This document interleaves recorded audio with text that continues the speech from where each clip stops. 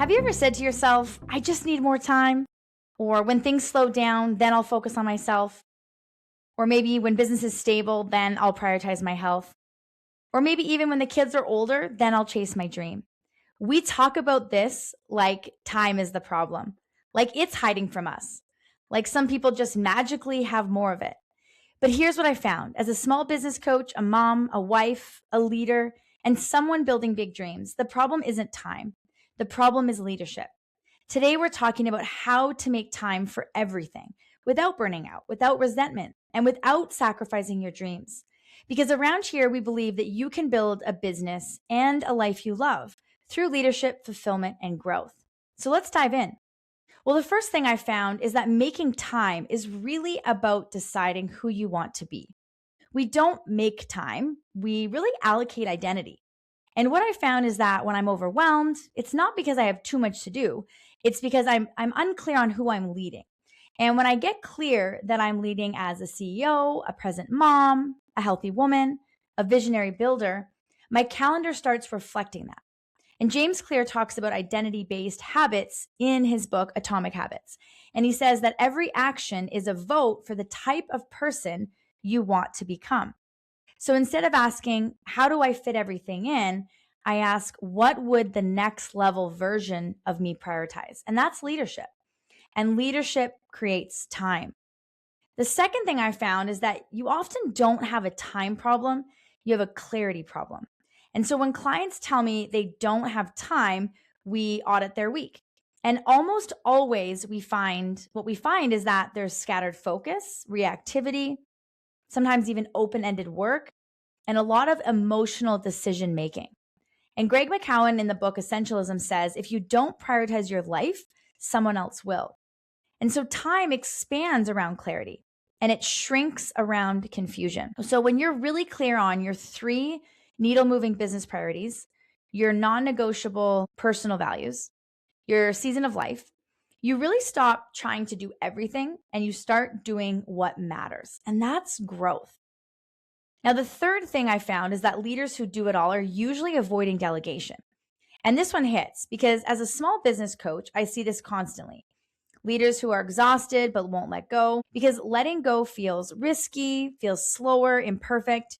And Dan Sullivan's book in Who, Not How changed really how I viewed time as a leader and as an entrepreneur. So instead of asking, oh man, how do I get all this done? Asking myself, who can help me do this? Time multiplies through people. So if you want your dreams personally and professionally, you must grow beyond that, being the bottleneck. And that's that next level of leadership. Now, the fourth thing I found is that fulfillment must be scheduled, not hoped for. Sometimes we can treat joy like a reward. If I'll work hard now and enjoy life later. But what I've found is that fulfillment isn't scheduled. If it's not scheduled, then what happens is that resentment starts to creep in.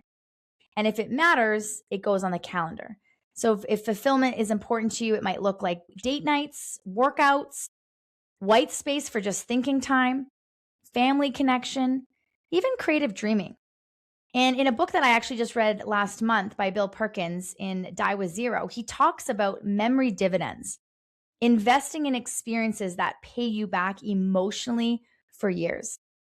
So fulfillment isn't selfish, it's fuel. And it's fueled leaders that build sustainable dreams. Now, the fifth thing that I found is that seasons matter more than balance. Balance is a myth. Seasons are real. There are seasons of building, scaling, healing, parenting intensely, financial push or savings, strategic recalibration. And so the problem or the challenge is when we compare our season to someone else's highlight reel. Growth requires honoring your season without any guilt. Sometimes business gets more, sometimes family gets more, and sometimes you get more. So leadership is knowing which season that you're in. Now, the sixth thing that I found is that energy management beats time management. You can't manage time, but you can manage energy.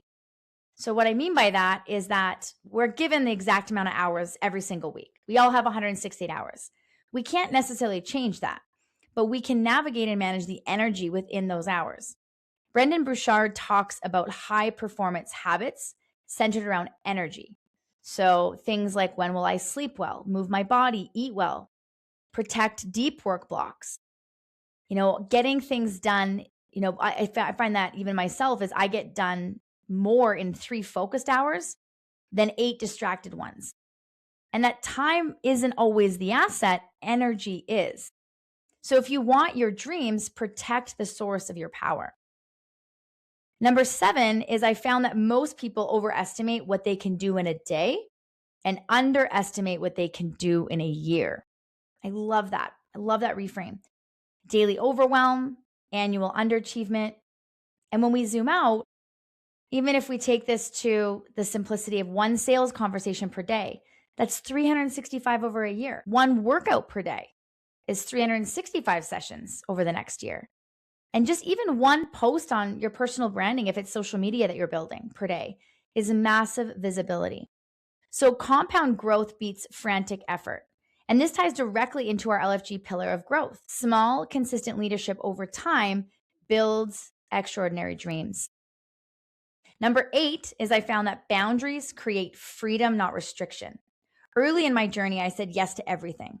Clients at all hours, DMs nonstop, no shutdown routine. And I felt busy but not fulfilled. And so now I have a really clear communication windows. I protect my evenings. I have defined work blocks. So boundaries don't shrink your life, they expand your leadership capacity. So if you don't guard your time, you will resent your success. And resentment kills dreams. Number 9, I found that if you don't design your days, you will default into survival mode. And this is huge. Most people don't need motivation, they need structure. And so when you wake up without intention, you might check your email first, you react to fires, you start to scroll, you procrastinate on the big work. So what would it look and feel like to start to design your days? Having a really intentional morning, defining your top 3 priorities, having defined deep work blocks, having a clear shutdown or end of the day deadline where you just stop and you close all of the work boxes. So leadership is proactive, survival is reactive, and your dreams require proactive leadership. And number 10 is I found that having it all means defining what all actually means. This is the most important one. We say we want business success or family connection, health, travel, impact, but do we define what that looks like? What does enough money mean? Enough success? Even enough time? What does that mean? Clarity creates contentment, and contentment fuels sustainable growth. So how this helps you achieve your dreams? When you lead your time well, you stop postponing personal dreams. You stop resenting your business. You stop feeling behind, and you build momentum in leadership, fulfillment, growth. And dreams stop feeling distant and they start feeling inevitable. So when you think about reflecting and going deeper into structured leadership systems, not just mindset, it's exactly why I created the LFG Business Academy. So if today's episode hits you, if you're realizing it's not a time problem, it's a leadership problem, I'd love to invite you inside the LFG Business Academy on Skool. It's free. And inside you'll find the LFG framework, tools to design your week as a CEO, systems for scalable growth, and the free mini leadership series.